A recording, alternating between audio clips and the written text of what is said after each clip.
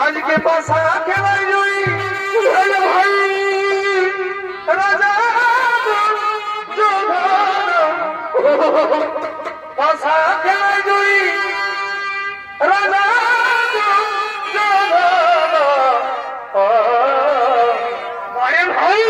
आज तारा सोवे आज तारा सोवे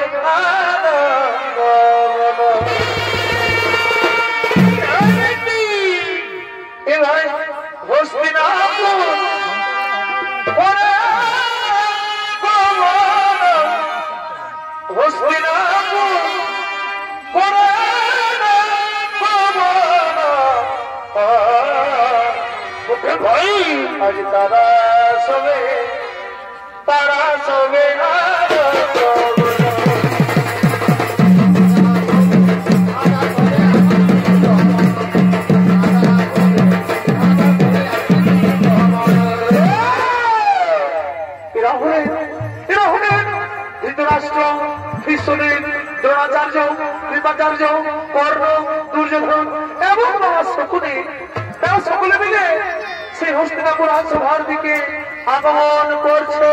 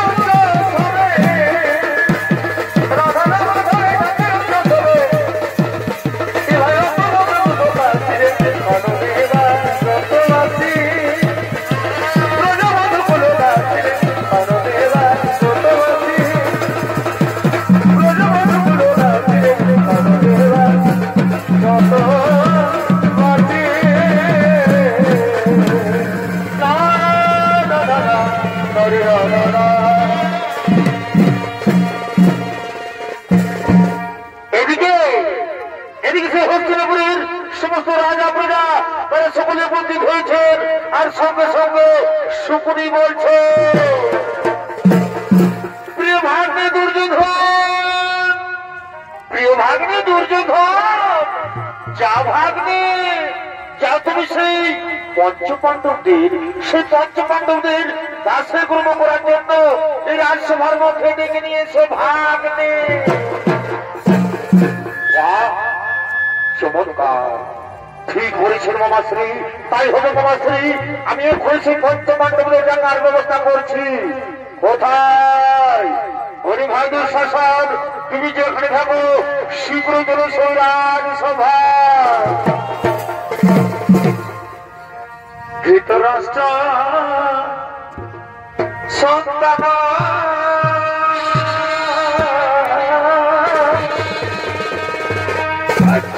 ভাই আর নাম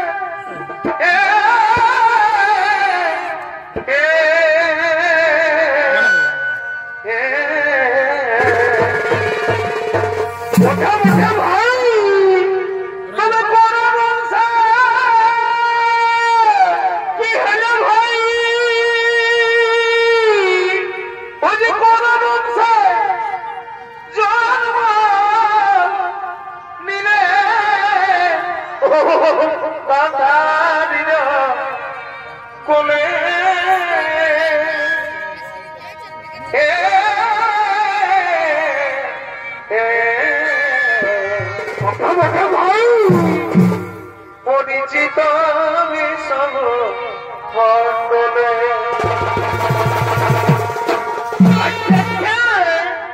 বীর যোদ্ধা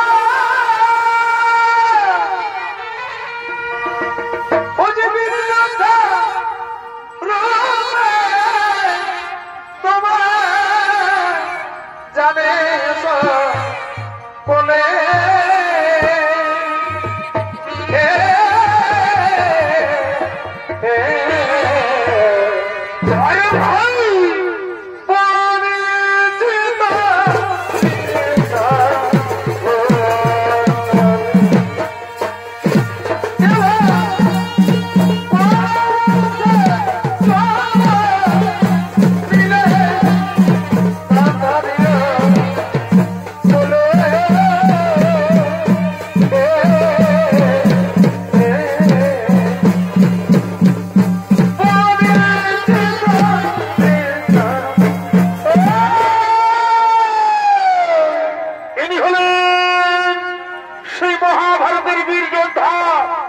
যুবরাজ দুঃশাসন। আর এই দুঃশাসনের ভূমিকায় আপনাদের মহান মঞ্চে তিনি ছৌনৃত্য পরিবেশন করে দেখাবেন।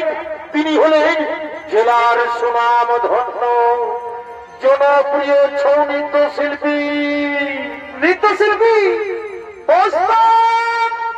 জীবন সিং সর্দার।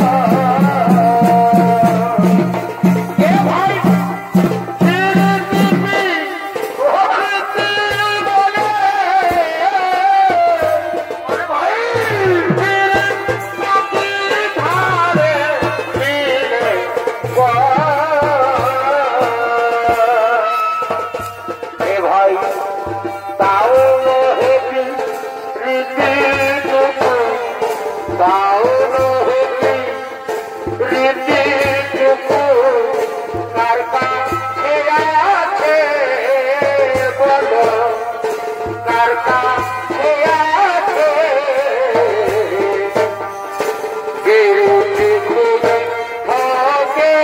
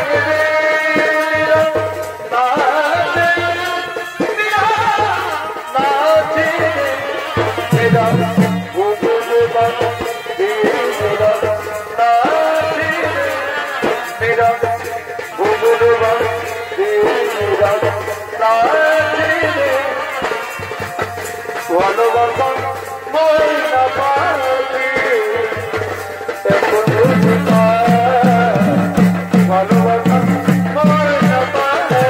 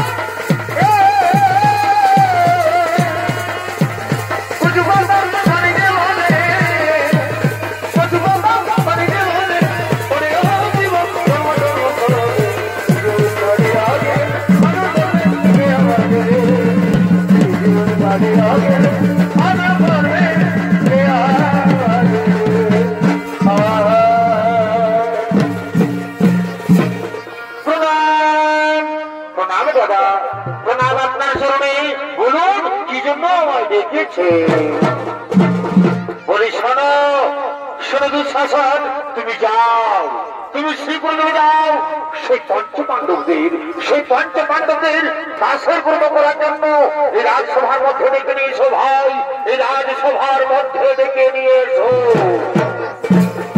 হে দাদা, আমি আপনার দেশ অক্ষরে অক্ষরে করিব পালন, আমি একটুখানি অবিলম্ব করবো না, আমি চললাম সেই পঞ্চপাণ্ডবদের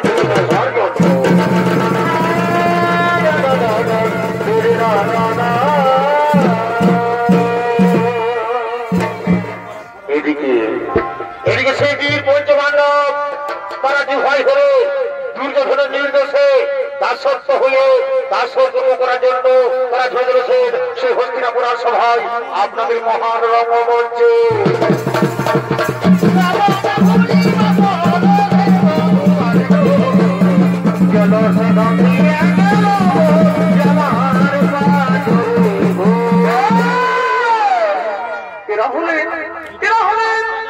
মহাভারতের বীর পঞ্চপাণ্ডব তারা দুর্যোধনের নির্দেশে দাসের কর্ম করার জন্য সে হস্তিনাপুর রাজসভার দিকে আগমন করছে।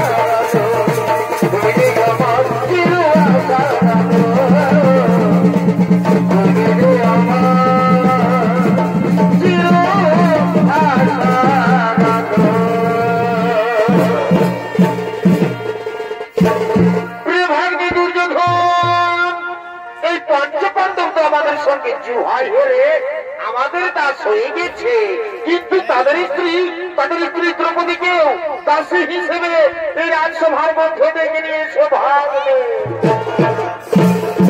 বাহ, চমৎকার চমৎকার মামাশ্রী, ঠিক বলেছ। বলেছেন মামাশ্রী, তাই হলো মামাশ্রী, তাই হবে। প্রতিগামী তুমি শীঘ্র চলেছে রাজসভা।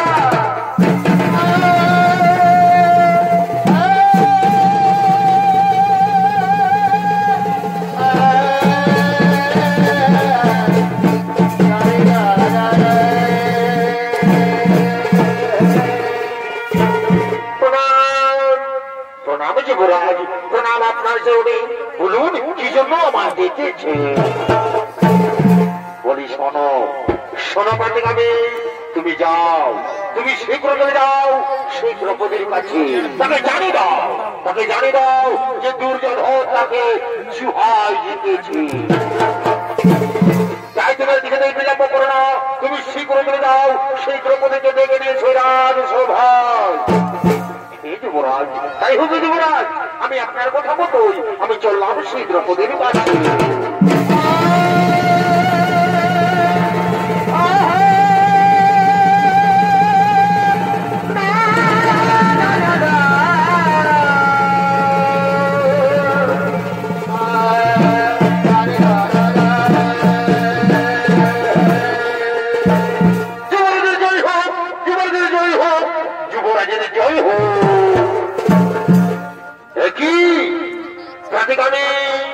তুমি এক্ষুনি গেলে আর এক্ষুনি ফিরে রাজসভায়। যুবরাজ, আমি গিয়েছিলাম সেই দ্রৌপদীর কাছে, কিন্তু প্রতিগামী এভাবে তোমার মুখ হঠাৎ করে বন্ধ হয়ে গেলে কেন? কি হয়েছে প্রতিগামী? সত্যি ঘটনা আমার কাছে খুলে বলো।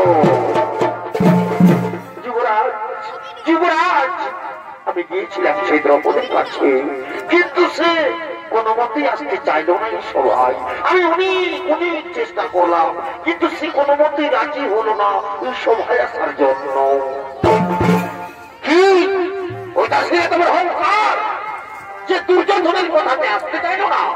সে বোধ এখনো পর্যন্ত এই যুবরাজ দুর্যোধনকে জানে না।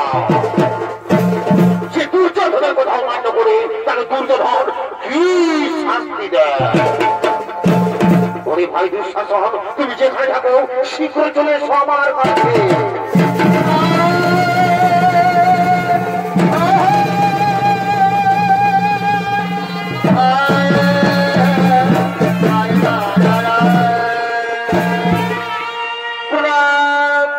প্রণাম দাদা, প্রণাম তোমার চরণে।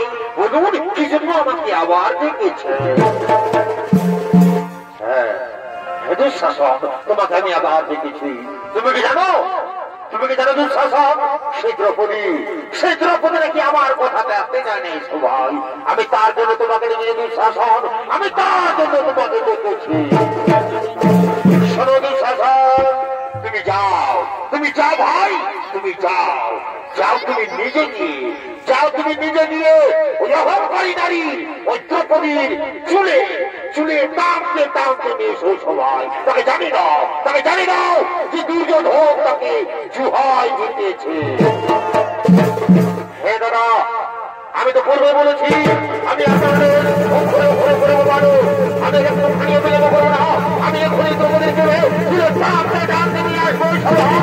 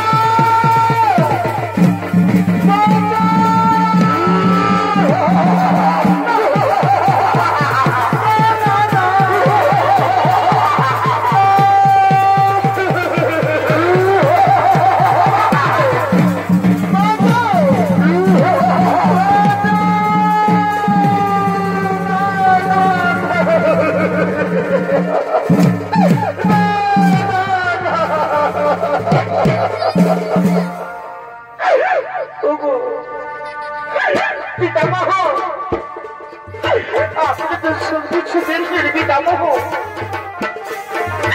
ওই দুঃশাসন কিভাবে আমায় অপমানিত করে চুলে টানতে টানতে নিয়ে এসেছে পিতামহ মুখ নিচু করে দিলে না পিতামহ না কিভাবে মুখ নিচু করে দেবেন না পিতামহ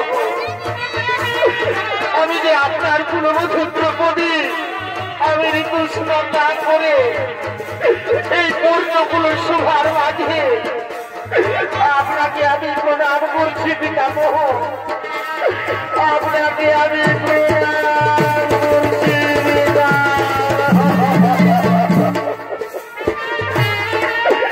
পিতামহ এভাবে চুপ করে থাকবে না পিতামহ আমার এই প্রশ্নের উত্তর দিন পিতামহ আমার এই প্রশ্নের উত্তর দিন আমার এই প্রশ্নের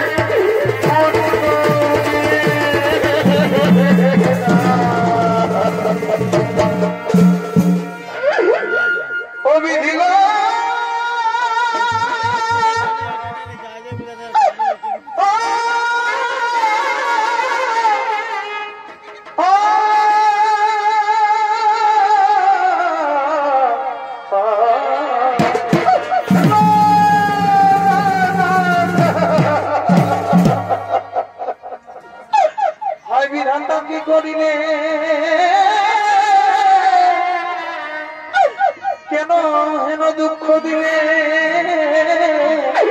নিষ্ঠুর বিধাতা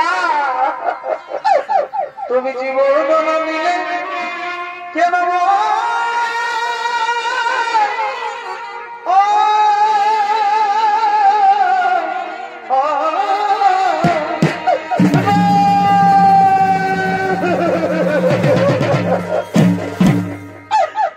আমি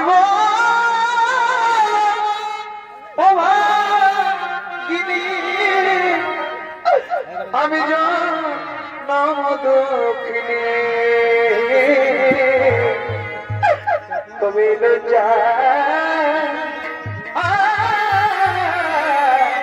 বড় বিমান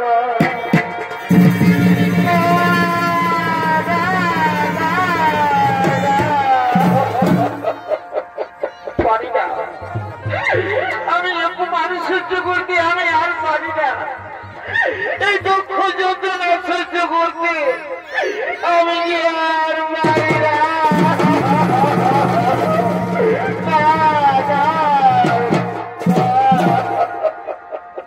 তুমি বীর পঞ্চপাণ্ডব আমার স্বামী ভগবান আজকে মুখে শব্দ নাহি শুনে কি করলেন ঠাকুর আজকে দুর্দশা ঘটিল আমার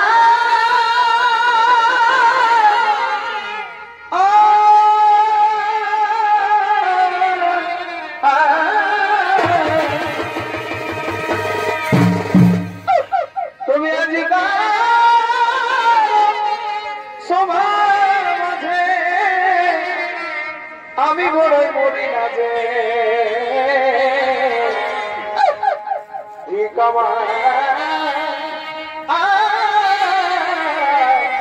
এই পঞ্চস্বামী গণে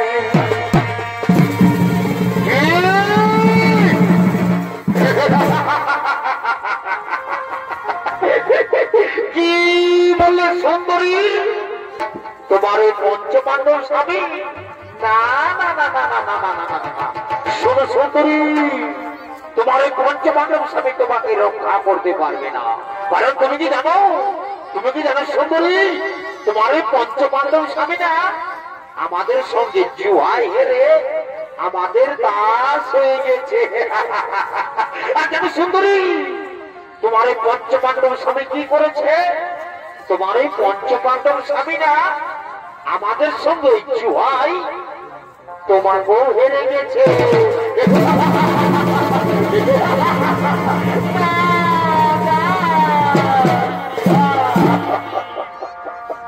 তুমি কোন সবার মাঝারে কি করলে ভগবান আমার বস্ত্র ধরে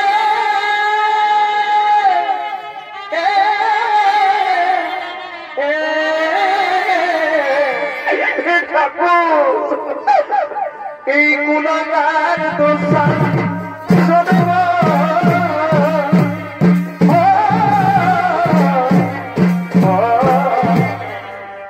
রক্ষা করো প্রভু রক্ষা করো প্রভু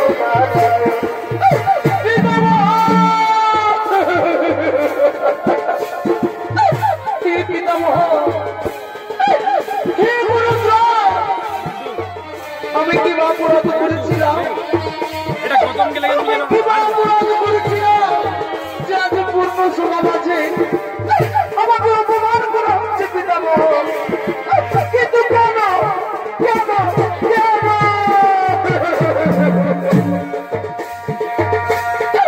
কোন সমাধানে আমায় কেন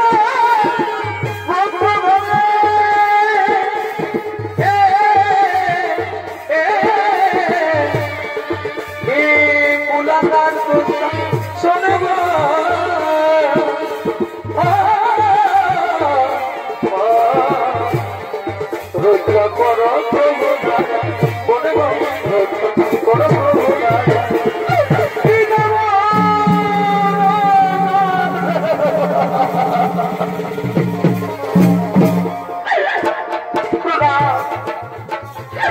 প্রণাম জ্যেষ্ঠ বিকাশী এই দ্রৌপদী আপনাকে প্রণাম করছে আপনি তো আজ বড়ই ভাগ্যবান কারণ বৃষ্টিহীন জন্মেছে আর আজ যদি আপনি বৃষ্টিহীন না হতে তুমিও ভাগ্যের দুর্দশা দেখে এই দ্রৌপদীর দুর্দশা দেখে আজ আপনি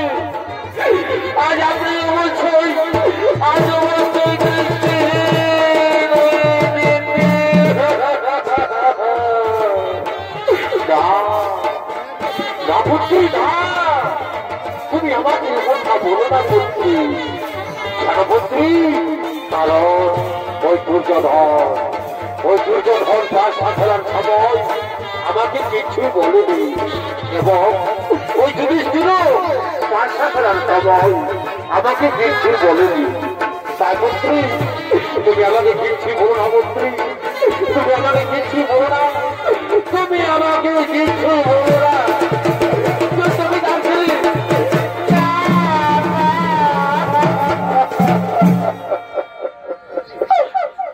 আমি বড়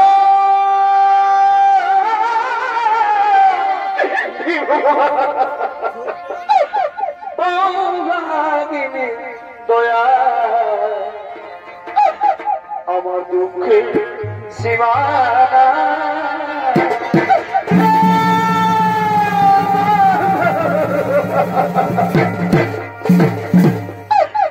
আমার চুলো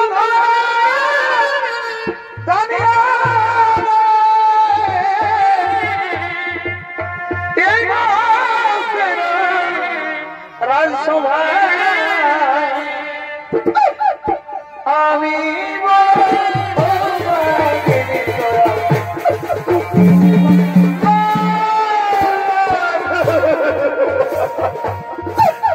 আমি বড়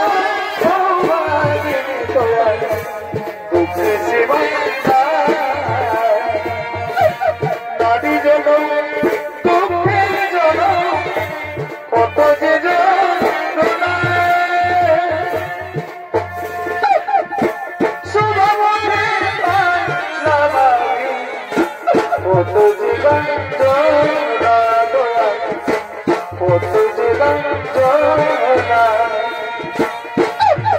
আমি কি অপরাধ করেছি প্রভু বলো না আমি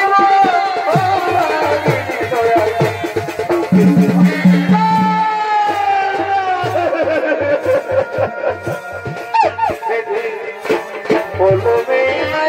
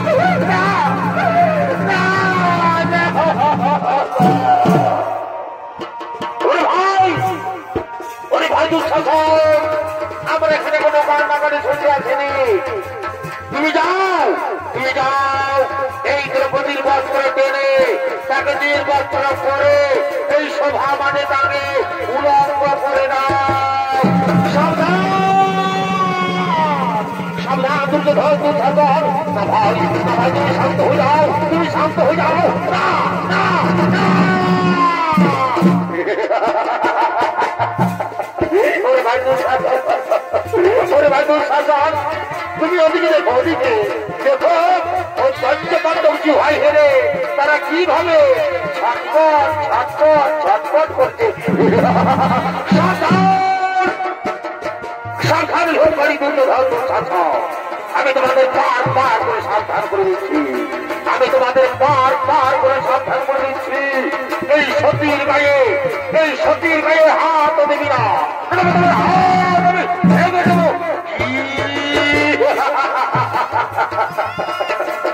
ছোট মুখে বড় কথা, আরো বলে কিনা হাত ভেঙে দেবে।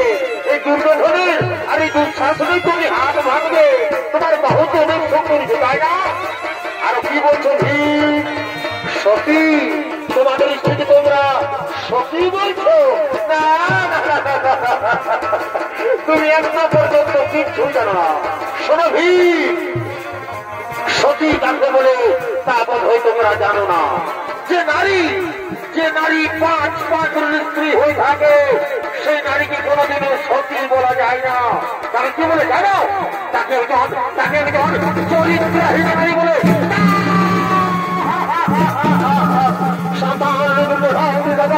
আমি তোমাদের বারবার করে সাথে বলতেছি, চুপ হয়ে চুপ হয়ে চুপ হয়ে যাও, তোমাদের হাত আমি ভেঙে দেবো। আমাদের হাত ভাঙবে,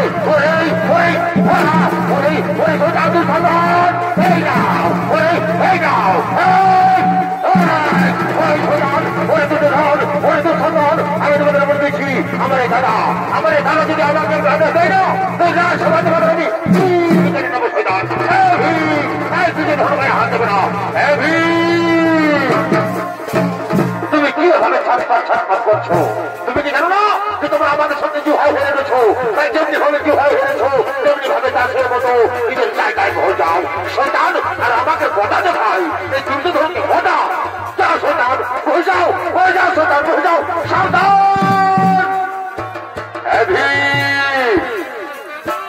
তুমি কি এভাবে ছটপট ছটপট করছো? তুমি কি জানো না যে তোমরা আমাদের সঙ্গে জুহাই হেরে গেছো? তাই যেমনি ভাবে জুহাই হেরেছো তেমনি ভাবে চাষের মতো নিজের জায়গায় বহে যাও। যাও শয়তান, বহে যাও, বহে যাও। আর শোনো, শোনো দুঃশাসন, তুমি ঘোরাবার একটা পালন করো। তুমি যাও এই দ্রৌপদীর পথ টেনে তাকে নির্বস্ত্র করে এই সভা মানে তাকে উলঙ্গ করে দাও। এই শয়তান আমায় করে রাখাবে, আমি তোমায় ছাড়বো না, আমি তোমাকে ঘুরি। এই শয়তান, আমি তোমায় ছাড়বো না। না ভাই, তুমি শান্ত হয়ে যাও। না না, আমায় একটু ধরে দাও, আমায় ছেড়ে দাও। আমার ছেড়ে দাও, আমার ছেড়ে দাও। শোনো শোনো শোনো শোনো, ওই সোজা না ভাই না।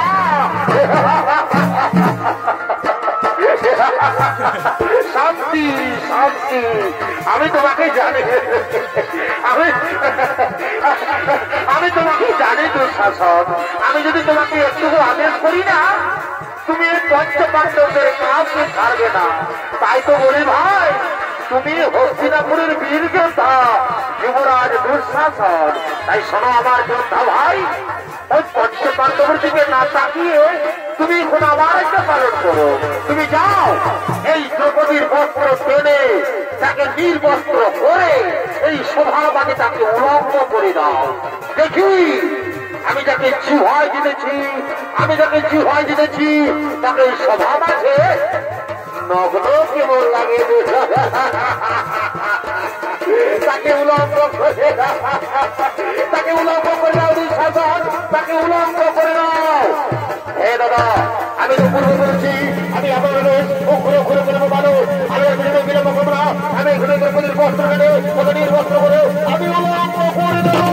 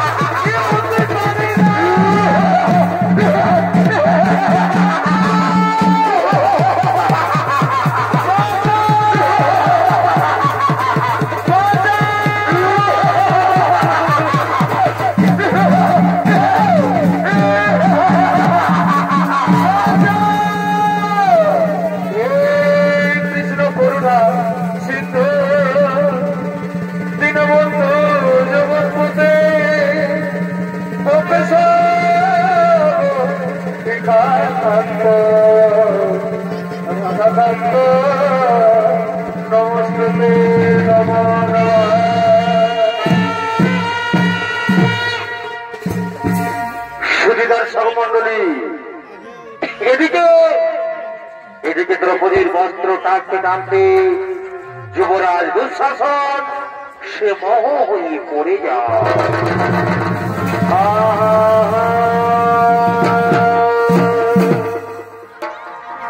কারণ সত্য যুগে একদিন গর্গমণি গঙ্গাজলে স্নান করছিলেন।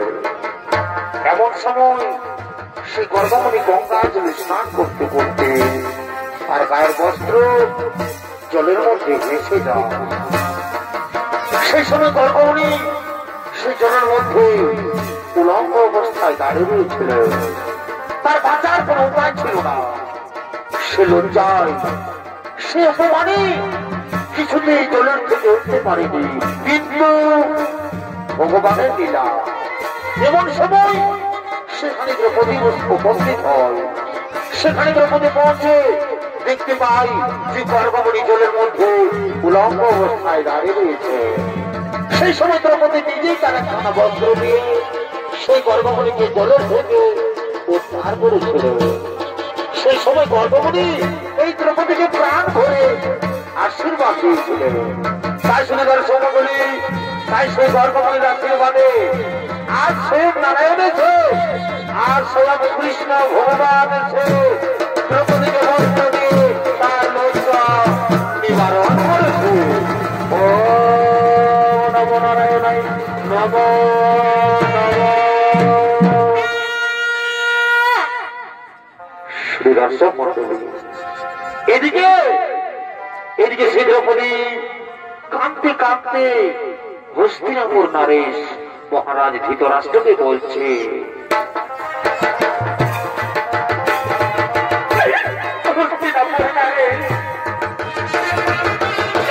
মহারাজ ধৃতরাষ্ট্র আপনার সভার মাঝে নারী অপমান করা হয়েছে, যে নারী আজও কখনো কোনদিন ওই সূর্যের প্রকাশ পর্যন্ত দেখেনি, যে নারীকে আজও কখনো ওই পাবনে শুতে পারেনি, সেই নারী আজ নিজের ঘরে নিজের আসো ভাই পিতামহ গুরুরা গুলো করে বাজার যে থাকার পরেও আমার এই বস্ত্র করেছে। তাই তাই ধিক্কার ধিক্কার ধিক্কার। আমি ঘৃণা করি স্বভাবকে, কিন্তু না, আজ আমি স্বভাব আছে, আমি প্রতিজ্ঞা করছি, আরে প্রতিজ্ঞা করছি যে আজকে যতদিন পর্যন্ত এই দুর্নীতির বছরের রক্ত দিয়ে আমার কেস না ধরতে পারবো, ততদিন পর্যন্ত আমি আমার এই কেস আমি কোনোদিন বাঁধবো না। ওরে হোমকারী, ওরে পাপী দুঃশাসন, তোর রক্ত দিয়ে আমার কেস না ধরবো, ততদিন পর্যন্ত আমি আমার এই কেস আমি কোনোদিন বাঁধবো না। আমি প্রতিজ্ঞা করে গেলাম, আমি প্রতিজ্ঞা করে গেলাম, আজ আমি প্রতিজ্ঞা করে গেলাম।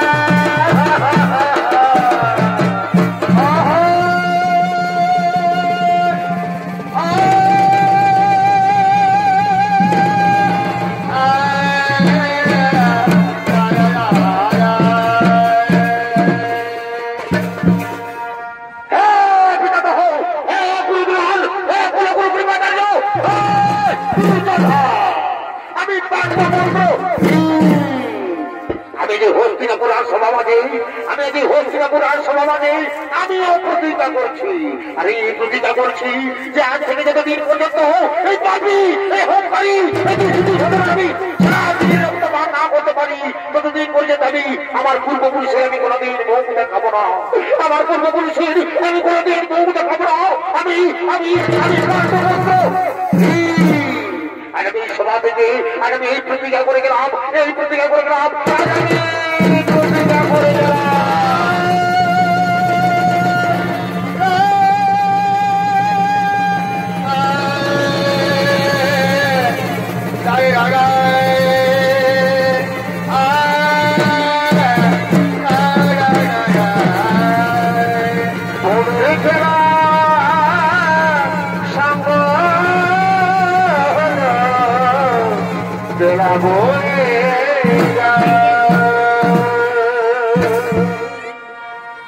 দর্শক মন্ডলী, এদিকে সেই বীর পঞ্চপাণ্ডব তারা দুর্যোধনের নির্দেশে 1 বছরের কারাবাস এবং 12 বছর বনবাসে চলে যায় এবং তাদের কারাবাস এবং বনবাস পূরণ হয়ে যায়। তারপর একদিকে গৌরব পক্ষ আর অন্যদিকে পাণ্ডব পক্ষ, তারা সকলে চলেছেন যুদ্ধ করার জন্য সেই রণভূমি থেকে আপনাদের মহান রঙ্গমঞ্চে। ভাই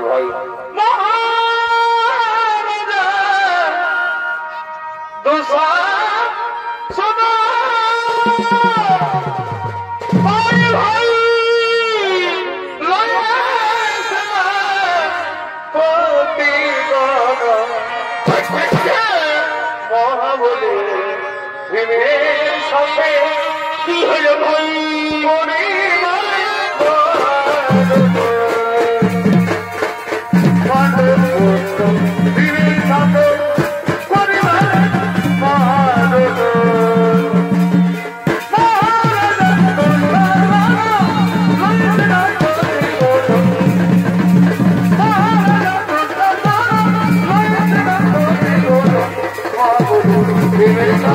পরিবার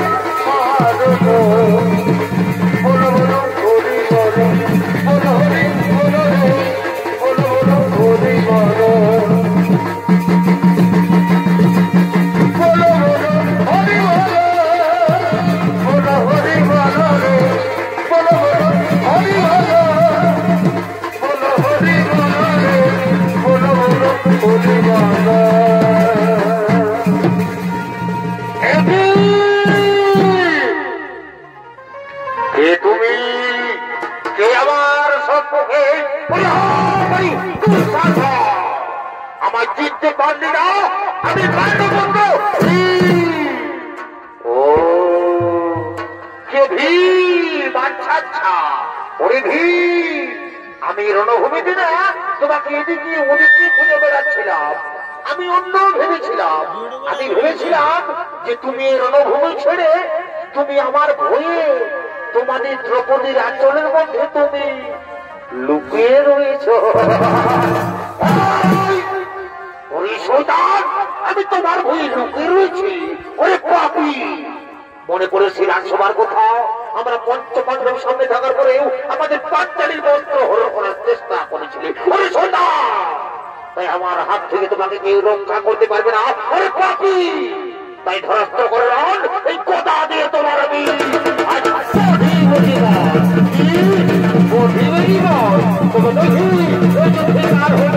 আর কার হয়ে পড়া যায়।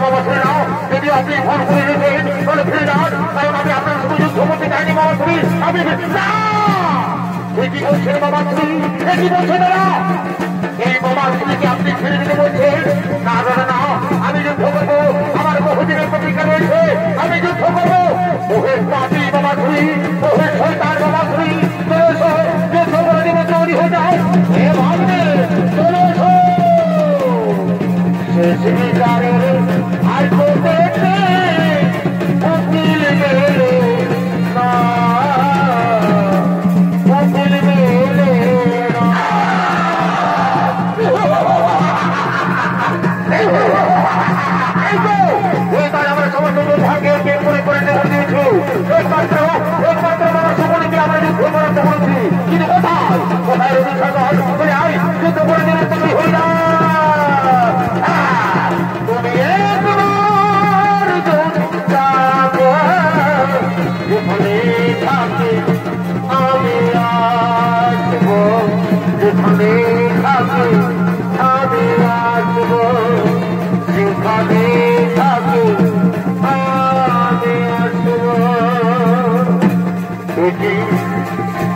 বাজাচ্ছে রণভূমিতে আর আমার সমস্ত যোদ্ধা তাদের মধ্যে না না হবে না দেখি তুমি কি তোমার মতো দেখতে লাগছে না না হবে না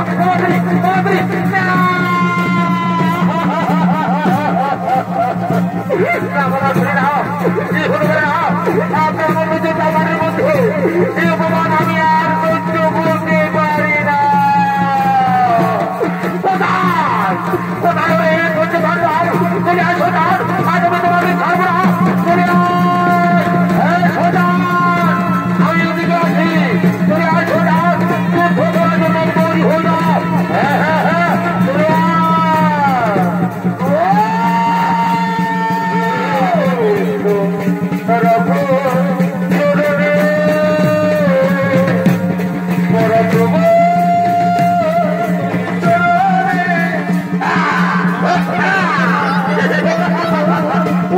তুমি আমার সঙ্গে যুদ্ধ করবে ওরে শয়তান কেমন লাগে তাহলে তাহলে এইবারে কেমন লাগে হাত দেবে না শয়তান যদি সঙ্গে দেখে বাহুদে তোর ধরো শয়তান আমরা তো তাই চাই চলে আসো চলে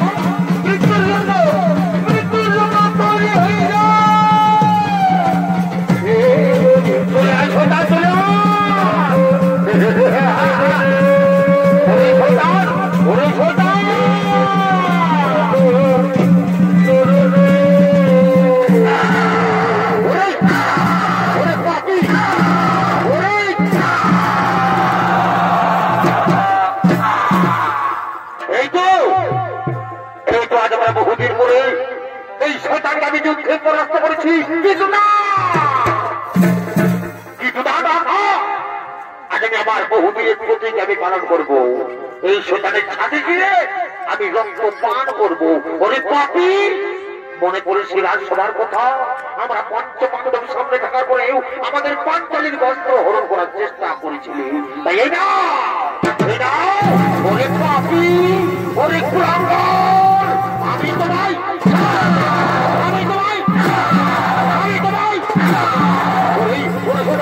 আজ আমি তোমার ছাড়ি দিলে রক্ত পান করবো রক্ত রক্ত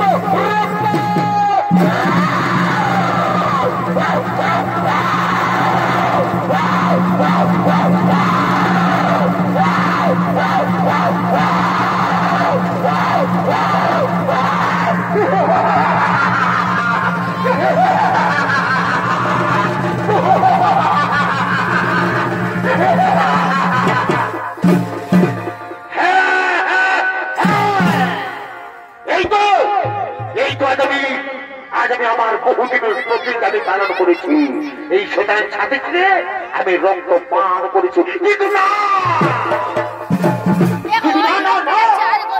আমার আরেকটি প্রতিজ্ঞা রয়েছে সেই প্রতিজ্ঞা হলো আমাদের পাঞ্চালী আমাদের দ্রৌপদী রাজসভায় প্রতিজ্ঞা করেছিল যে দুষ্ট দুঃশাসনের রক্ত দিয়ে তার ধৌত করবে কিন্তু না আমি একটুখানিও বিলম্ব করবো না এই পাপী এই শয়তানের ছাতি ছিঁড়ে আমি রক্ত নিয়ে যাবো সেই দ্রৌপদীর পেয়ে ধৌত করার জন্য ওরে শয়তান আমি তো বাঁচতে পারবো না আমি তো বাঁচতে পারবো না এই নাও ওরে পাপী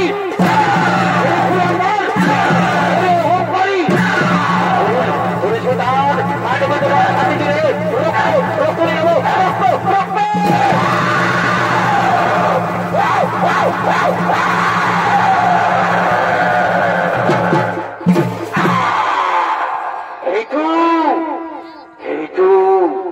আজ আমি একটুখানি অবিলম্ব করবো না, আমাদের দ্রৌপদীর প্রতীক আমি পালন করবো।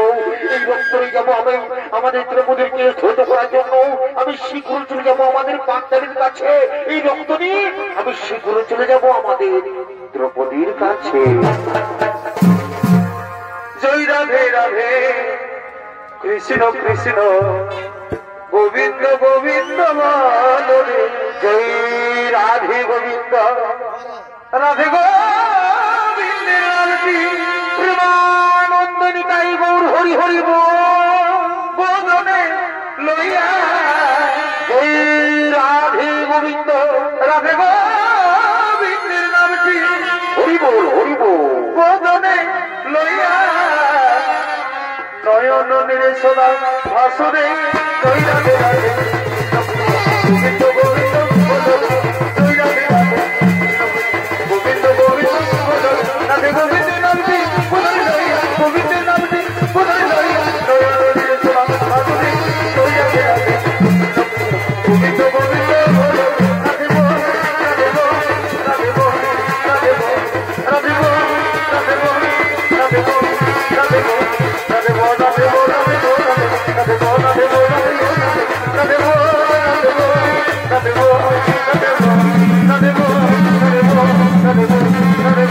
রাধে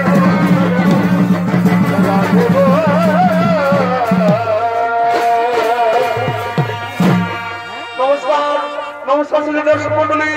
ওস্তাদ শ্যামচাঁদ মাহাতোর পক্ষ থেকে